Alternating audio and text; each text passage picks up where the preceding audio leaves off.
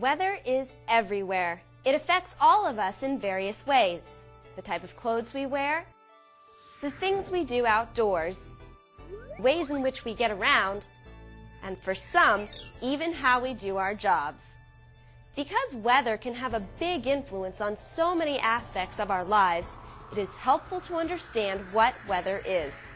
Understanding weather is not only helpful when making personal plans, but can actually be critical when it comes to severe weather conditions like blizzards or droughts.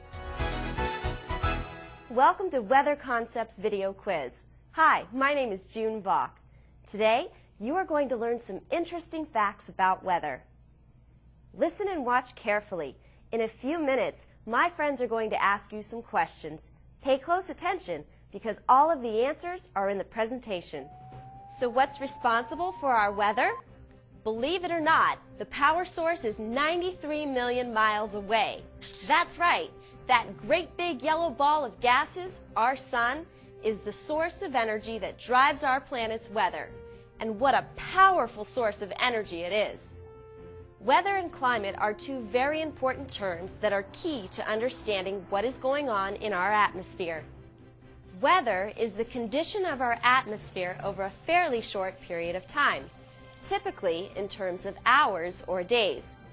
For example, if you are planning a fun outdoor weekend with your friends, you should probably check the weather report on a local news station, or read the weather report in your newspaper and find out what the forecast is for the next several days. Climate is also the condition of our atmosphere, such as rain, wind, or changes in temperature. The difference is that it is for a long period of time. Climate describes the weather of a certain area over years, decades, or even thousands of years. For example, if you are writing a science report about the climate of a particular region in the United States, your research would include information about how the conditions of our atmosphere have changed over a period of decades, hundreds, even thousands of years. So weather is the term we use to describe the day-to-day conditions of the atmosphere. Climate is the term we use to describe the long-term atmospheric characteristics of an area. We call the branch of science that deals with the study of a planet's atmosphere and its phenomena meteorology. The men and women who study meteorology are called, that's right, meteorologists. They study the conditions of our atmosphere, including its weather and climate. Meteorologists observe, record, and collect this information so they can share it with people around the world. It is important to understand how the Earth's tilt and rotation affect weather. First of all, our planet is rotating on its axis. This axis, which is an imaginary line, is tilted at 23.5 degrees. Because of this tilt, during varying times of the year, different latitudes receive different concentrations of the sun's energy. That means some areas will be warmer, while some areas will be cooler. Latitudes are imaginary lines that divide our planet into regions. Each region has its characteristic temperature range. The regions are polar, mid-latitudes, and tropics. Because of its latitude, an island on the equator is in a location that receives more sunlight and will be warmer than a polar region that receives less sunlight and therefore experiences cooler temperatures. Latitude is one factor that determines the type of weather found in a particular region. Areas north of the equator experience the longest day of the year on or about June 21st. This is called the summer solstice. During this day, the northern part of our planet tilts most toward the sun. This is the beginning of summer in the northern hemisphere. Meanwhile, on the opposite side of the Earth, in the southern hemisphere, it is the first day of the opposite season, winter. The winter solstice happens about 6 months later, on or about December 21st. Because the northern part of our planet is tilted away from the sun, it is the shortest day of the year. It marks the beginning of winter in the northern hemisphere. And of course, in the southern hemisphere, the opposite is occurring, and it's the first day of summer. Spring and fall occur halfway between the winter and summer solstices. During both of these times, the Earth receives equal amounts of sunlight and darkness in both hemispheres. Now, combine Earth's tilt with the constant rotation of our planet. The Earth rotates, or spins, in a counterclockwise direction. The combination of tilt plus our planet's rotation has a very powerful effect on Earth's weather. Here is an example of how this works. Imagine you are a superhero and you hit an object such as a baseball from the North Pole toward the equator. The baseball will appear to leave its path and deflect to its right. In the southern hemisphere, just the opposite occurs and the baseball appears to move to its left. This phenomenon is referred to as the Coriolis effect. Just like the path of a superhero's baseball, the Coriolis effect impacts wind and ocean currents. In the northern hemisphere, as wind and ocean currents travel from the cold polar regions and head toward warm tropical regions, these currents will tend to move to their right, or in a clockwise direction. In the southern hemisphere, they will tend to move to their left, or in a counterclockwise direction. When meteorologists observe our atmosphere, they are examining several layers. The layer that is most dense and lies closest to the Earth's surface is the troposphere. The name of this 10-mile thick layer comes from the Greek word tropos, which means churning. This is quite appropriate because this is where winds, precipitation, and cloud formations occur. It is a very active layer. Above the troposphere lie other layers: stratosphere, mesosphere, and thermosphere. These layers provide a protective blanket around our planet. Can you imagine what life would be like if intense heat from the sun stayed only in certain bands around the Earth? Some areas would be extremely hot, and others would be extremely cold. Fortunately, our atmosphere is always working hard to take the sun's energy and move it around in an attempt to even out all of those wild temperatures. Through the energy transfer processes of conduction, radiation, and convection, heat is transferred all over the planet. With conduction, heat energy moves from one object to another through physical contact. Because of conduction, heat transfers into some of the substances found on the Earth's surface, such as rocks, soil, and sand. Let's take a look at how this concept works. You are heating soup for dinner, and you leave a metal spoon in the pot as the soup heats up. After a few minutes, if you pick up the spoon, it will be very hot. This is because the heat moves from the stove to the pan to the spoon, and then, you guessed it, to your hand. This is how heat transfers through conduction. A second way that heat is transferred is by radiation. In this case, heat energy is transferred through light, heat, and some other type of electromagnetic wave. Because of radiation, the sun's energy travels long distances through space in waves until they reach the Earth. Here is an example of how radiation works. You are doing yard work on a sunny day. After working for a long period of time, you may feel the sun's energy on your skin. If you have ever had sunburn, you already have experience with radiation. The third type of heat energy transfer is through convection. When fluids such as air or water are hot, they carry heat with them. As they travel to areas that are cooler, they transfer their heat energy and warm up surrounding fluids. Through convection, warm air and water transfer heat to cold air and water. Think of it this way. Let's say you fill a sink with water. Before washing your face, you notice that the water is a little on the cool side, so you add some hot water. Because of convection, the hot and cool water will mix, eventually making all of the water in the sink nice and warm. Our atmosphere is always working to create a balance in air and water temperatures.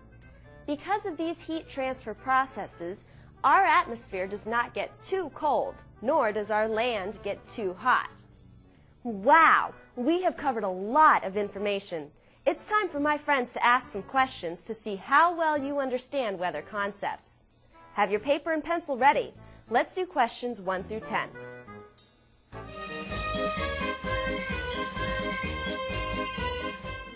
Construction sites can be very dangerous. We wear hard hats to protect us. Try this one on for size and answer this next question. Question 1. When we talk about climate, we are talking about A, the state of our planet's atmosphere hour by hour, or in extreme cases, minute by minute. B, the weather across a particular area over a long period of time. C, only rainstorms that can cause severe flooding. Or D, the amount of sunlight reflected off of large white clouds.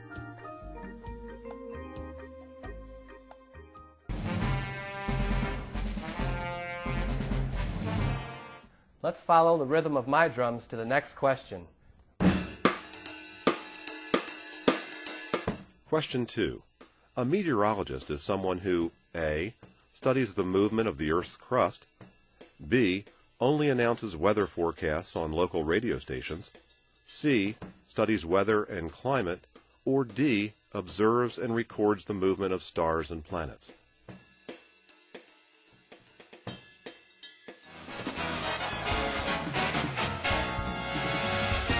Round it up, y'all. It's time for me to ask you this next question. Question 3. Most of our planet's weather occurs in the troposphere. Tropos is a Greek word that means A, moving and churning, B, stays the same, C, affected by gravity, or D, dense and heavy.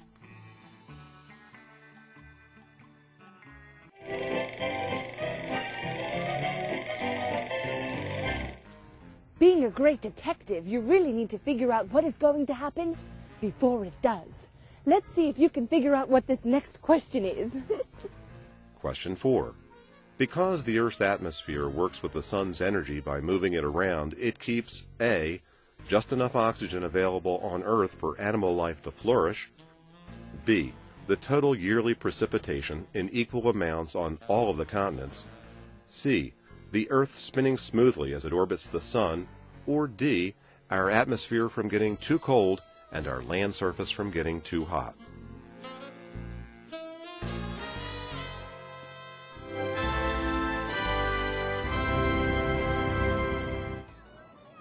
I sure wouldn't want to be nose to nose with a rhinoceros, but I sure would like to hear the next question. Question 5. You were in the school parking lot visiting with friends on a hot sunny afternoon. As you lean against a friend's van, you notice the heat from the van is transferred to your back. This transfer of heat is an example of A, conduction, B, radiation, C, osmosis, or D, convection.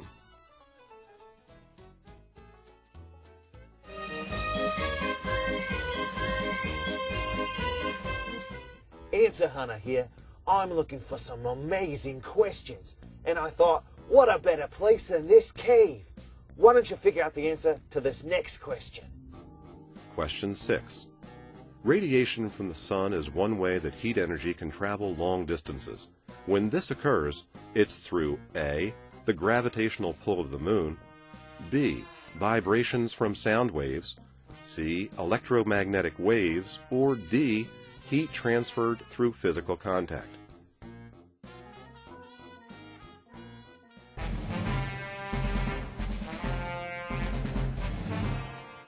Keeping the truck in pristine condition is always important. Wait a minute, what's a question doing in here? Question 7. Our planet is always trying to balance the different ocean temperatures by mixing warm tropical waters with cold Arctic waters. This transfer of heat energy is called A, radiation, B, convection, C, conduction, or D, desalinization.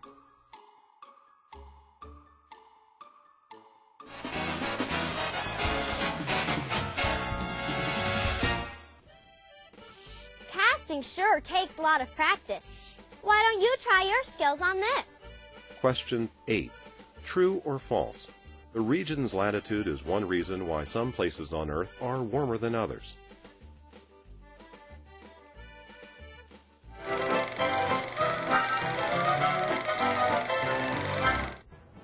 Oh, hi there. I'm just trying to find where I can go next. Find the answer to this next question. Question 9. On the first day of summer, the Northern Hemisphere experiences A. The least amount of sunlight in one day, B. Equal amounts of sunlight as that received on the first day of fall, C. The hottest day of the year, or D. The longest day of the year.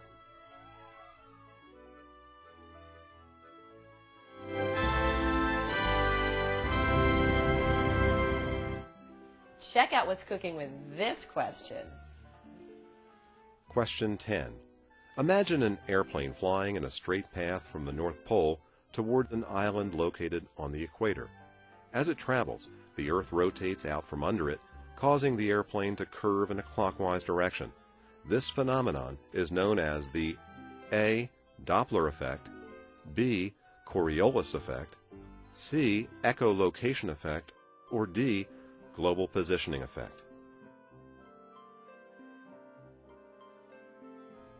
Welcome back. Good work. You can put your paper aside for now, but stay focused because we're going to ask you more questions later. Now let's look at some other interesting weather concepts. The water cycle is very important to weather. The sun heats water, which causes it to evaporate. This water vapor remains in the atmosphere until it cools and condenses. Eventually, it cascades back to Earth as precipitation, and the cycle starts all over again. This precipitation can appear in a variety of forms, such as rain, hail, or snow. Most evaporation and precipitation occur over the oceans, which cover more than 2/3 of our planet. As a result, our vast oceans are a major player in the weather action that takes place in the troposphere. Storms often stir up our most exciting experiences with weather. The energy needed to fuel storms can come from temperature and pressure differences between air masses. Air masses are large bodies of air that can take anywhere from a few days to a couple of weeks to form. They can stretch 1,000 miles across several states and stand several miles high.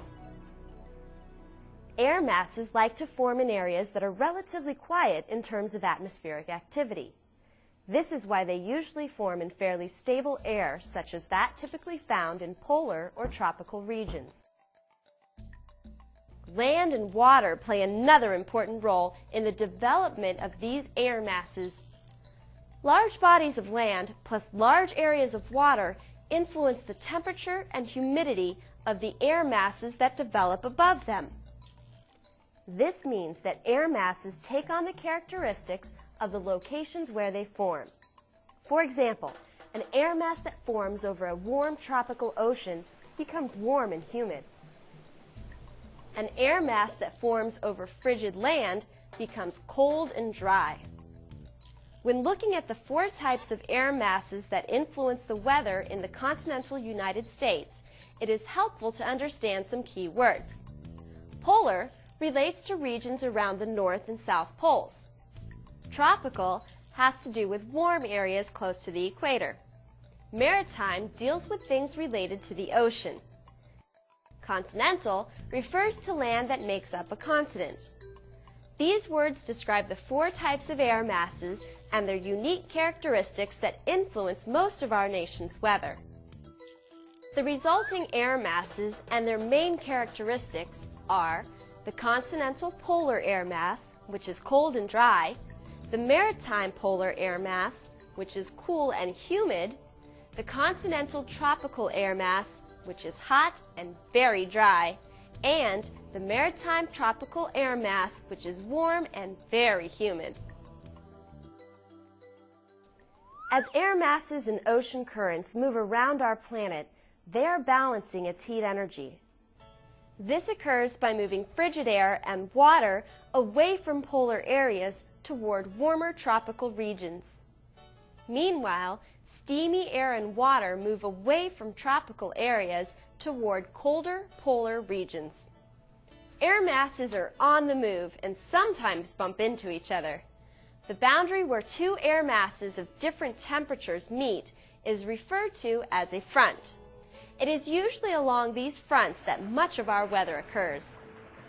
A cold front is when cold air mass moves into an area and pushes under lighter warm air, which causes the warm air to rise.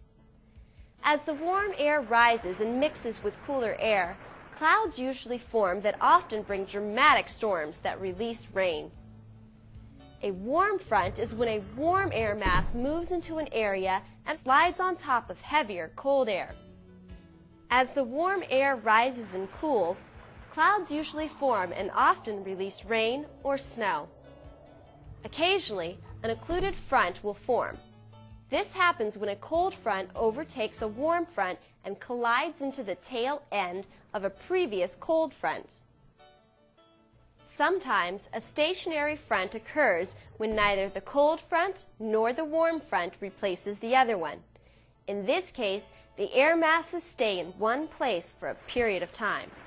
Sometimes the result is precipitation that falls in one place for a long time and can cause severe flooding. Air pressure also has a big influence on weather. The number of air molecules in a given space, plus the speed at which these molecules are moving, determine the air pressure. If there are few molecules in the air, it is a low pressure area. If there are a lot of molecules in the air, it is a high pressure area. Air pressure is always trying to balance out. It moves from regions of high pressure to areas of low pressure. When a high pressure moves to where a low pressure is, the result is moving air or wind. Wind is important to the weather. It is key in moving and mixing air and water of different temperatures. Remember, our planet is always working to balance its different temperatures. This dance of hot and cold is happening all the time, all over the planet. We covered a lot of important information about weather. I hope you were paying attention because my friends are back to ask more questions. Have your paper and pencil ready. Here are questions 11 through 20. Good luck.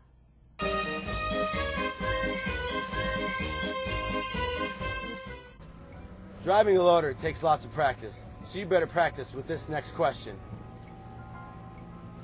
Question 11. The path that water takes through evaporation, condensation, precipitation, and back to evaporation is called the A.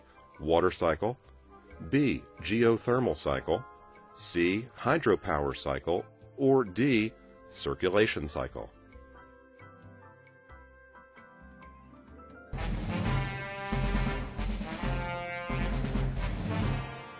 Behind every great song, there's a great drummer. Let's see if you know the answer to this next question. Question 12. True or false? Air masses almost always form above areas that have very unstable air and a lot of wind.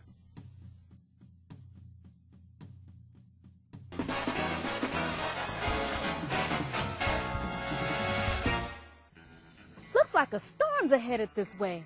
I've got to get the livestock in the barn. Looks like you guys are going to have to answer this question on your own. Question 13. True or false? The Earth tries to maintain a heat-energy balance by mixing cold air and water from polar regions with warm air and water from tropical regions and vice versa.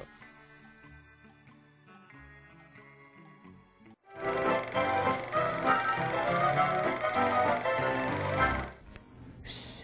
I've been following this next question for quite a while, and I almost have it where I want it.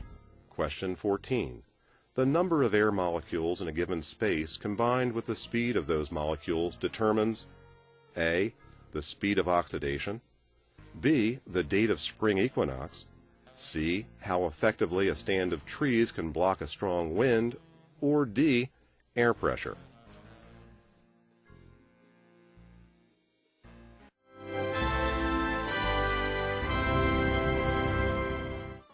I bet that elephant can find the next question with its trunk. Let's find out. Question 15. True or false? Wind is caused when different air pressures try to balance out and a high pressure pushes toward a lower pressure.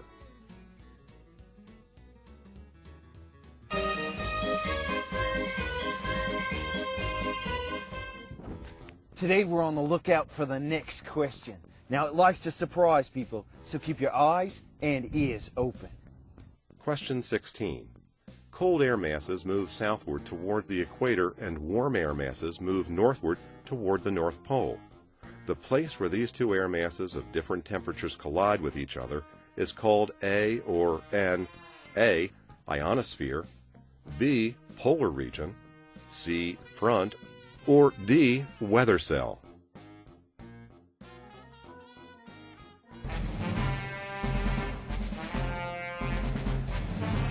While I crank this open, why don't you guys crank out the answer? Question 17.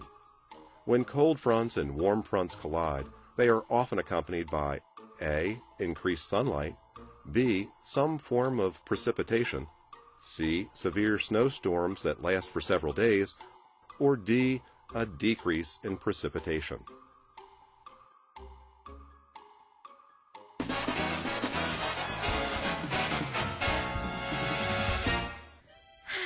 What a beautiful fall day.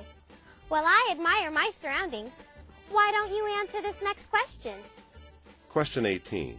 When a cold air mass takes over to replace a warm air mass, it's called a cold front, B, warm front, C, occluded front, or D, stationary front.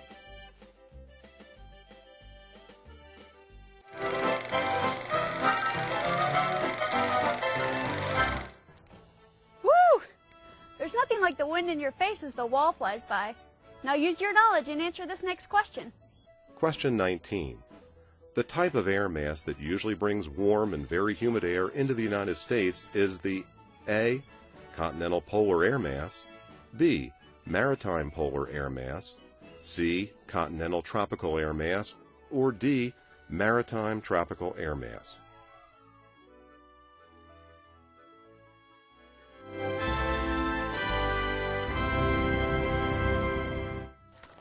I know it's here somewhere. Aha! I've got the recipe for the next question.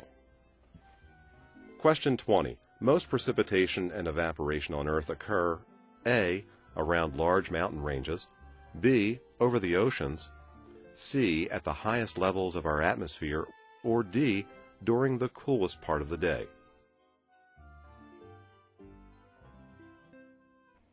Thank you for joining my friends and me. I hope you enjoyed today's exploration. The next time you step outside, think about all that is going on in the atmosphere to create the weather conditions you are experiencing. We covered a lot of information. Now let's cover the answers to today's questions. Answers. Question 1. B. Climate is the weather across a particular area over a long period of time. Question 2. C. A meteorologist studies weather and climate. Question 3. A. Tropos means moving and churning. Question 4. D. Our atmosphere works with the sun's energy by moving it around, which keeps our atmosphere from getting too cold and land from getting too hot.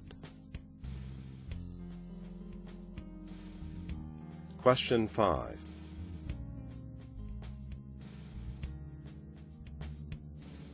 A. Feeling the heat of your friend's van through your back is an example of conduction. Question 6. C. Radiation from the sun travels long distances through electromagnetic waves. Question 7.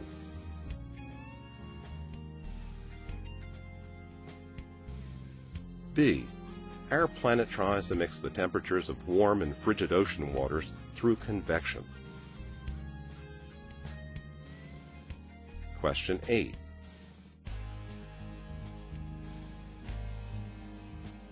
True. A region's latitude is one reason why some places on Earth are warmer than others. Question 9. D. The first day of summer in the Northern Hemisphere is the longest day of the year. Question 10.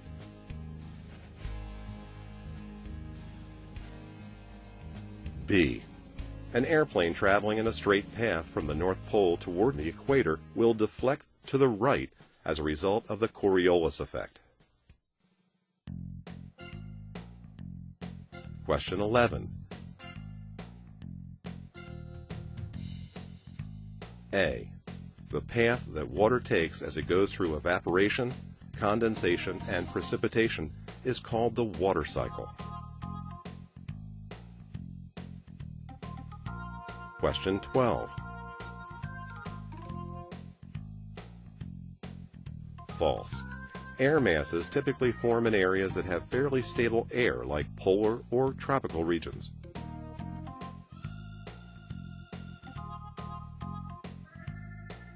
Question 13. True. Our Earth works to maintain a heat-energy balance by mixing cold air and water from polar regions with warm air and water from tropical regions. Question 14. D. The number of air molecules in a given space combined with the speed of those molecules determines the air pressure.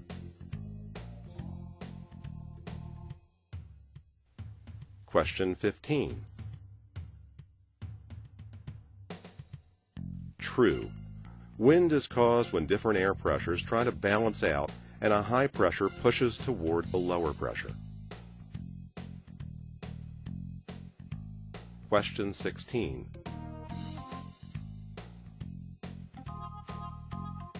C. The place where these two air masses of different temperatures collide with each other is called a front.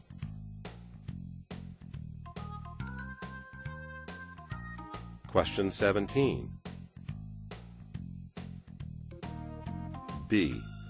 When cold fronts and warm fronts collide, they are often accompanied by some form of precipitation. Question 18. A. When a cold air mass takes over to replace a warm air mass, it is called a cold front. Question 19. D. The type of air mass that usually brings warm and very humid air into the United States is the maritime tropical air mass. Question 20. B. Most precipitation and evaporation on Earth occur over the oceans.